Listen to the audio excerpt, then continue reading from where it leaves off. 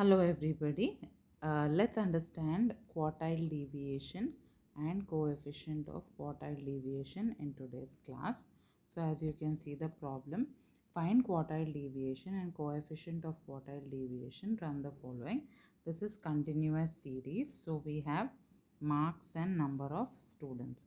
So as it is the data is given, I have written class interval, that is the marks,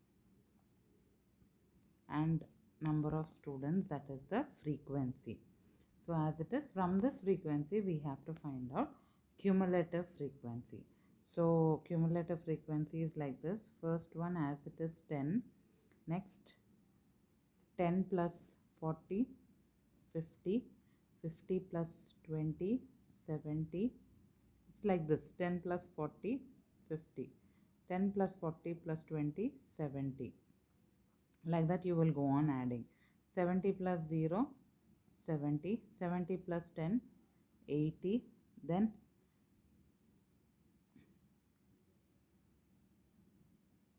120, 136, 150, 150 plus 0, 150. So you will go on taking the cumulative for it. Okay, so we have total of frequencies, or n, total of frequency or summation f, that is 150. If you add all these values you will get 150. So let's calculate the q1 for the following. So q1 formula is q1 is equal to L plus n by 4 minus cumulative frequency divided by frequency into I is the class interval.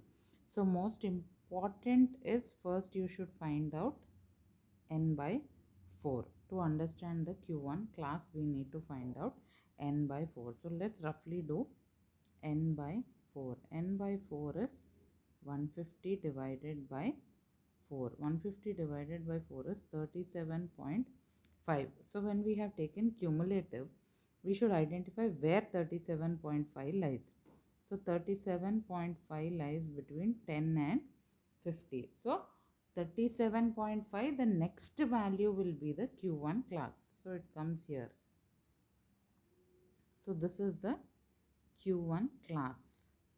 From this class we will have the L value, frequency value, and the cumulative frequency value will be the upper value. Okay, so from here we have got all the values. So we'll place all the values as it is. So q1 is equal to L is 10 plus 37.5 minus CF is this value, upper value. So that is 10 divided by F, frequency here 40, 40 into class interval I, that is 10. So q1 is equal to 10 plus 37.5 minus 10 is 27.5 divided by 40 into 10. Next q1 is equal to 10 plus, you have to solve this whole thing. So there you get 6.875. So q1 is equal to 10 plus 6.875 is 16.875. So we have the q1 value as 16.875. So that is calculation of q1. Similar is the calculation of q3 also. Only thing in q3 you have to find 3n divided by 4. Now let's see how we are going to do 3n divided by 4. 3n divided by 4 is equal to 3 into 150 divided by 4. Okay, so that we will get 112.5. Similarly, now you have to locate this 112.5 is where it comes where. So here you have 112.5, which means 120 is the class.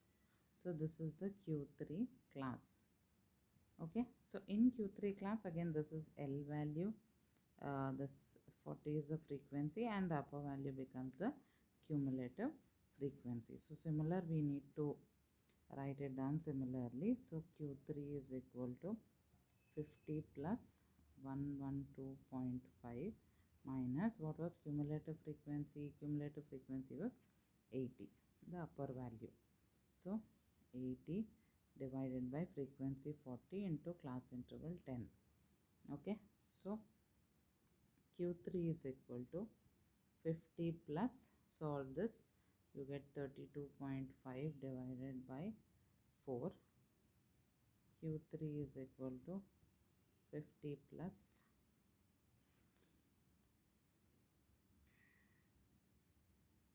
32.5 divided by 4. We will just quickly see. Calculator, see. 112.5 minus 80, that is 32.5 divided by 4 I am writing because I am cancelling directly the 0 and the 0, that's why it's by 4. Okay, now this you get 8.125. Okay, 32.5 divided by 4. So Q3 is equal to 58.125. So we got this value also. Q3 value also we got. Now after finding out Q1 value and Q3 value, you will calculate your quartile deviation, because quartile deviation formula is Q3 minus Q1 divided by 2. Okay, so quartile deviation is equal to 58.125 minus 16.875 divided by 2. Okay, so you get 41.25 divided by 2. So quartile deviation is equal to 20.625. So that's a QD value. Next, calculation of coefficient of quartile deviation. Coefficient of quartile deviation, you can see the formula here. Q3 minus Q1 divided by Q3 plus Q1. It's very simple. Coefficient of quartile deviation is equal to 58.125 minus 16.875 divided by 58.125 minus, sorry, plus 16 plus 16.875. So this is 41.25 divided by 75, you get 0.55. So coefficient of quartile deviation value is given. So I'll just give you one example problem. So kindly try to solve this problem and get back to me. Find quartile deviation and coefficient of quartile deviation. Okay, so it's like this. Let's make the box.